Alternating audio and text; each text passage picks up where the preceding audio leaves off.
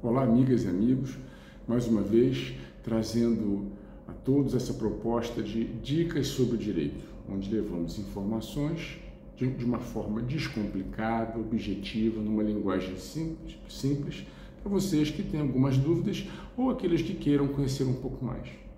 Hoje vamos falar sobre o assédio moral, assédio sexual, a tipificação no Código Penal, né? E sempre deixando o lembrete, quem gostar, curte, compartilha, manda para os amigos, se inscreva no nosso canal, isso é muito importante para a gente. Bom, vamos começar falando do assédio moral. Assédio moral, ele acontece no ambiente de trabalho, às vezes o assédio moral no trabalho é uma relação normalmente de cima para baixo, onde o superior hierárquico decide por uma série de razões ofender, humilhar e fazer com que o empregado, né, que às vezes é inferior, se sinta mal naquele ambiente, das mais variadas razões. Também tem aquele assédio no trabalho, que é numa relação horizontal, onde todos têm o mesmo nível hierárquico, e isso às vezes pode ser motivado por uma inveja, para querer que essa pessoa seja demitida, perca a função, ou que para que ele, diminuindo o próximo, ele se torne mais importante. Enfim, cada um tem o seu motivo para fazer maldade para os outros, na verdade. Também tem aquele assédio no trabalho de baixo para cima, vertical de baixo para cima.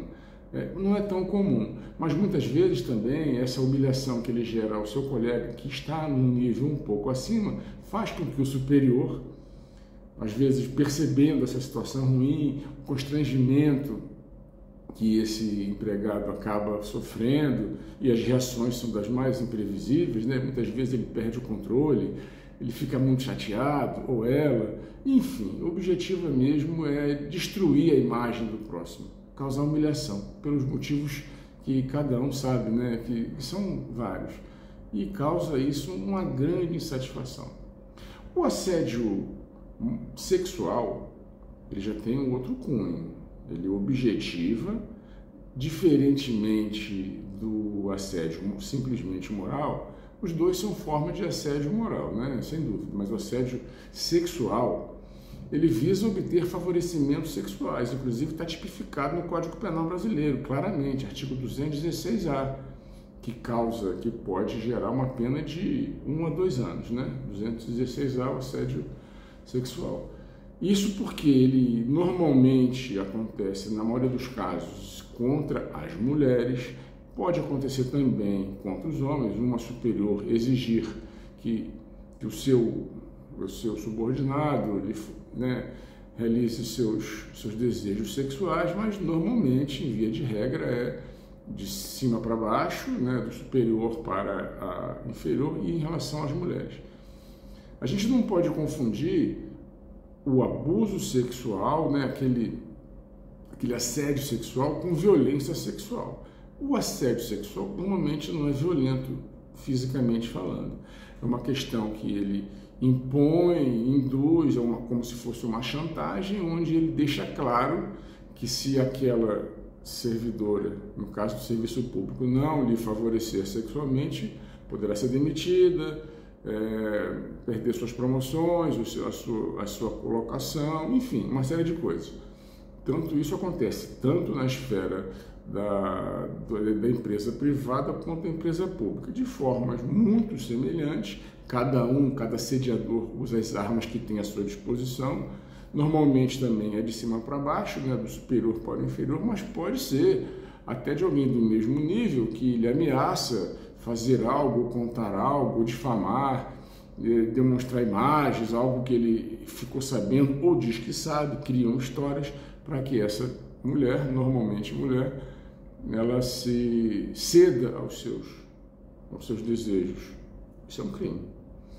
No assédio moral, né, no ambiente do trabalho, isso a gente tem aí, e está disponível nas redes sociais, cartilhas que até o Ministério Público, inclusive o Ministério Público, o CNMP, o Conselho Nacional do Ministério Público, o MPT, Ministério Público do Trabalho, difundiram, realizaram cartilhas para que as vítimas se sintam mais acolhidas e que saibam o que fazer. De qualquer forma, em ambos os casos, é muito importante que a vítima denuncie. Isso a gente dá esse conselho para qualquer caso onde alguém está sendo assediado, ou mesmo em caso de abuso mais grave, onde tem alguma molestado fisicamente, né, nos crimes sexuais propriamente dito, nos crimes contra a honra, injúria, calúnia, difamação, a melhor arma é a denúncia. No ambiente de trabalho, né, tem os mecanismos próprios, as corregedorias, a administração pública ou privada tem os mecanismos próprios para que se tomem medidas contra o assediador e proteja, acolha o assediado ou assediada que não seja assim vítima, que tem gente que faz das mais variadas formas de reagir ao assédio, né? Coisas graves. Temos casos de relatos de suicídios, inúmeras situações que a pessoa fica em depressão, perde sono, não se alimenta, enfim, né? Cada um tem uma reação diferente, mas o assédio tem que parar. É importante a vítima que está nos assistindo, a pessoa que está nos assistindo, seja homem ou mulher, que é vítima desse assédio moral, no trabalho ou assédio sexual, saber que tem jeito. Se no serviço, no próprio ambiente de trabalho, não conseguir uma solução, não conseguir que isso seja resolvido, procura a justiça, os órgãos policiais, inclusive, conforme o caso. E isso pode também, obviamente, gerar indenização financeira, tal qual nos crimes contra a honra, por calúnia, eventualmente, injúria, difamação, né? Artigo 138, 139 e 140 do Código Penal. E no caso do assédio sexual, está bem claro, tipificado no 216A, que ele tipifica, impõe pena, impõe punição ao assediado. Claro que para isso acontecer, minha gente, tem que fazer prova. Bom, o assédio ele é caracterizado pelo caráter assim, de reiteradas vezes. Uma pessoa que foi, de uma certa forma, assediada uma única vez, é difícil ter a prova. Então a gente tem que ter testemunha, colher provas, testemunho de colegas, faz o registro, vai anotando, né? Faz um controlezinho para que você consiga provar que a sua acusação realmente ela tem fundamento. É muito importante fazer a prova. E que no assédio moral, que o objetivo é constranger por um motivo ou por outro, a característica principal porque são por reiteradas vezes. O assédio sexual, que também pode acontecer de baixo para cima, um inferior pode tentar chantagear um superiora, para que conseguir os seus favores, os seus desejos sexuais, com ameaça e com aquela chantagem para que, se não fizer o que ele quer, eu farei algo contra você. E em troca disso ele exige os favores sexuais. Muito difícil, deprimente, também, como já disse no início, raro, mas acontece contra homens também, mas a regra é contra as mulheres. Fica a dica, não se cale. Procure alguém, conte para os amigos, para os colegas de trabalho, escreva e denuncie. Se não resolver no ambiente interno, polícia, registra o BO, o boletim de ocorrência, procura, dependendo do caso, a Defensoria Pública, o Ministério Público. E se não conseguir, se você não se sentir seguro, obviamente procure um advogado que atue na área para te orientar e, quem sabe, demandar, promover ação contra aquele que está te agredindo. É uma forma de agressão. A gente sabe que quando envolve violência física, pode mudar a tipificação para um crime mais gravoso.